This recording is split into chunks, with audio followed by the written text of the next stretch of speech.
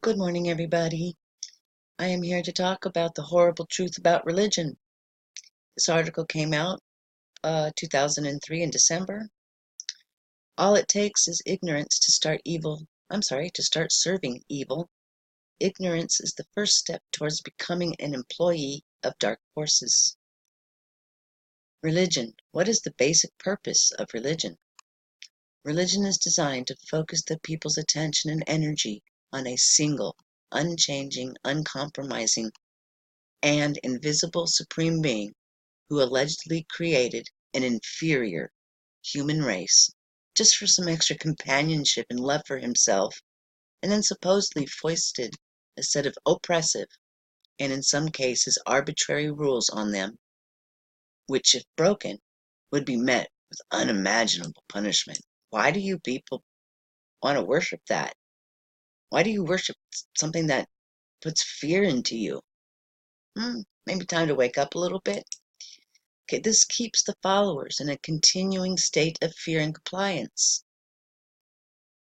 They are afraid to question the intentions of this invisible being, and they are afraid to even express, and they are even, I'm sorry, my words are failing me today, and they are afraid of even expressing their own individuality in many cases.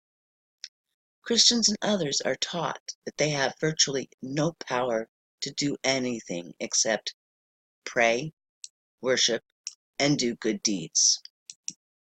They are taught to practice self-denial and are told that their own will is totally irrelevant. Religious followers believe that they are yielding their will over to a benevolent cosmic individual who has single-handedly created the whole universe and has their best interests at heart, when in fact they are handing over their will and freedoms to hidden groups of religious elites for the elites' personal gains. Finally, someone who writes an article that makes sense. It appears that religion must constantly degrade and humiliate its followers in order to glorify and elevate its God. Unfortunately, many people appear eager to give away their power to authority and seem to have a need and even a desire to be ruled and disciplined by it. Wow. Worshipping gods is futile and is nothing more than an ancient primitive custom practiced by weak-minded and superstitious people. It has no place in the 21st century. The reason we have life in this world is to experience life in this world, not to spend our entire lives studying an old book, looking up in the sky and worshiping an invisible ruler in another realm. The main method by which Christians in particular are trapped and deceived is with the Messiah or Savior story. This is linked to the original sin story, which is designed to impose a large amount of guilt onto the whole of humanity. The believers are then so grateful that they have been saved by the Son of God nearly 2,000 years before they were born, that in some cases they abandon all reason, logic, and good judgment to obey and worship this God and his Son. Anyone who believes this story is indeed lost, because to believe that God would send his only Son to help us, only to see his Son get tortured and murdered, and then instead of unleashing all his wrath, simply absolve us from all crimes past and present, is pure madness, to say the least. Where is the lesson for us in that? What has been achieved? There is no lesson or purpose, because it's all about mass psychological enslavement and disempowerment. The so-called God that we are expected to worship is undoubtedly just a dictator strawman concocted by the religious elites for the purpose of controlling the masses. If there is a prime creator in this universe, and I truly believe there is, I believe in the divine, a divine creator. I do not worship any angry deity. And I would recommend that people kind of rethink their own personal religious views. Okay. If there is a prime creator in this universe, then it is unlikely that he would interfere and impose on us by foisting his arbitrary laws, let alone need and demand our frivolous worship and blind obedience. Neither of those things requires any level of mental aptitude or creativity. The intelligence and skills that has been given to many has gone totally to waste. Many have lowered themselves to the pointless practice of hero worship. Furthermore, Christianity, Islam, and a few other religions are polarized religions. They are polarized against each other. One is believed to be good, and the other is seen as bad. And the funny thing is that each one thinks that theirs is good and the other's is bad. In most ways, they are both bad. The only good kind of religion is a neutral and loving one. All right? The only good kind of religion is a neutral and all-loving one. Polarized religions have been devised by influential elite leaders to play the people off against each other. Wow. Aren't they been successful? That way the elite can defeat and enslave the population practically without lifting a finger. Religion is like a drug to some, and they need a 2,000-year-old hero to save them. From themselves, that is. That's kind of funny, anyways.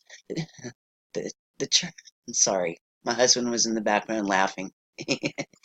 The churches don't permit their followers to have any real truth and knowledge because that would empower the people too much. So they spoon feed them kiddie stories, half truths, distortions, and even lies. And the followers value it highly enough that they must spend the rest of their lives just making sense of it. The irony is that religion is pretty much man-made, so mankind has really brought this onto themselves. The religious elites are not totally to blame because many people actually enjoy listening to mystical sounding stories, performing rituals, customs, and traditions, playing polarity roles in dramas, and waging battles against what they perceive to be a devil boogeyman. They also have a secret fetish to be dominated and ruled with an iron fist by a supreme ruler or king. After all these centuries, people still haven't learned to take back their power and start taking responsibility for themselves. Is there a God? Or is God just a Santa for adults? What is God? Is there a white-bearded old man up there creating and presiding over everything? If there is, then what are the zillions of other smart and creative souls doing in the cosmos besides sitting on their hands? For millennia, people have been asking this question, but there is one thing that some have thought might be the answer. And that is that maybe, collectively, we are gods. We are God. God might be like a computer CPU, and we might be the millions of transistors inside it. There is no master transitor, which gives life to all others, and on which all others depend. We each function independently, and also as one. One of the transitors, Jesus, did possibly emerge briefly to show us an example of a better way to operate, but we are all equally part of the CPU as he was. Essentially, we could be gods with guts. Why would we need a big master when in the higher realms, which could be our destination, We will know everything, and we will be able to govern ourselves. Okay, I'm going to repeat that. Why would we need a big master when in the higher realms we will know everything and we will be, I'm sorry, able to govern ourselves? It's early, guys. We really have no real need right here. We have no real need to be ruled and dictated to. Worship. What is worship? Worship is the act of sending/offering love, devotion, and gratitude to a deity or idol. They say that love is understanding, and yet no one really understands God at all. How can you love something or someone whom you can neither understand or communicate with properly? Love and worship is also about admiration, adoration, and gratitude. But how can one feel those things towards someone whom they've never seen or spent time with? No, no God has ever asked anyone to worship him. So man's desire to worship a deity is nothing more than an ego-based need to make himself or herself feel useful to a God who otherwise probably has no real use for anything man has to offer. There is no evidence that whatever or whoever created us needs us to worship them, because the probability is that if we were created by a god or an advanced race, then they were doing it for their own purpose and agenda. Why would you worship someone? Why would you worship someone just for carrying out their agenda? Would an all-powerful creator create a dysfunctional bunch of lemmings just for the purpose of worship? Why then give us intelligence, free choice, diversity, individuality, and a strong will, and then threaten to disown or terminate us all as soon as we try to use them? If a single true God does exist, and in my belief, I believe in a creator, okay? I believe in a divine creator. Uh, and I also believe that you have to have a male and a female to create. And the divine I worship is not fearful. It's all loving. So for people to worship an angry God, they need to wake up and take a second, third, or fourth look at exactly who and what they're worshiping. Okay? People are being deceived. The Bible is a deception. Sorry, the Bible is a deception. The only part of the Bible in there that means anything are the lessons on how we treat each other. Okay? But they turned it into a book of fear for their agendas. Excuse me. So where was I? I'm going to repeat this. No God has ever asked anyone to worship him, so man's desire to worship a deity is nothing more than an ego-based need to make himself or herself feel useful to a God who otherwise probably has no real use for anything man has to offer. There is no evidence that whatever or whoever created us needs us to worship them, because the probability is that if we were created by a god or an advanced race, then they were doing it for their own purpose and agenda. Why would you worship someone just for carrying out their own agenda? Would an all-powerful creator create a dysfunctional bunch of lemmings just for the purpose of worship? Why then give us intelligence, free choice, diversity, individuality, and a strong will, and then threaten to disown or terminate us as soon as we try to use them? There's an old saying, okay? Let me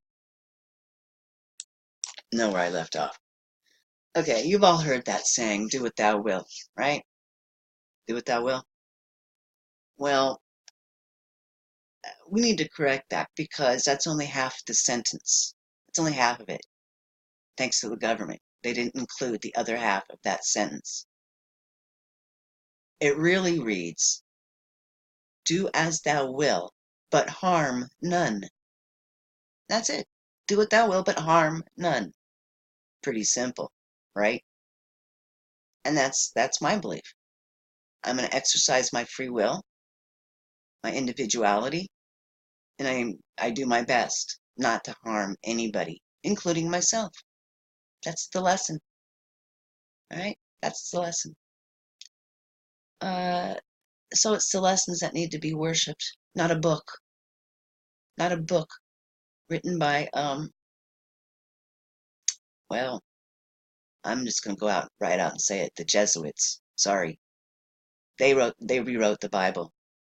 And anyway, um if a single true God does exist, then creating a race of selfish, sinful, ignorant, arrogant, egotistical, money-hungry, and sex-obsessed beings for the sole purpose of worshiping him would have to be the stupidest thing he's ever done. It's fairly clear that some people have allowed themselves to become ignorant and dumbed down by the pompous tradition of religion. Prayer. Is prayer effective? I'm not going to go into this part down here, okay? We're going to end it here at prayer. Is prayer effective? Prayer is different from worship. Unfortunately, there's little information given by religion on what makes up prayer and how it is used effectively. However, there is an indication that it could start in something as simple as focusing on positive thoughts towards someone or oneself. There have been scientific tests carried out by which suggest that prayer can help heal people. Okay? Unfortunately, religion focuses on negativity mostly regarding humans and teaches followers to send all the positive energy up to God. The problem here is that this positive energy is desperately needed down here on Earth, because here is where all the problems are that need to be solved. Okay? We should be sending positive vibes to each other, to heal each other, end wars, foster harmony, not up to the well-endowed gods who have no need for it. Wow. Great article, guys. The horrible truth about religion. On that note, thank you so much for watching. Have a wonderful day. Until next time, peace out.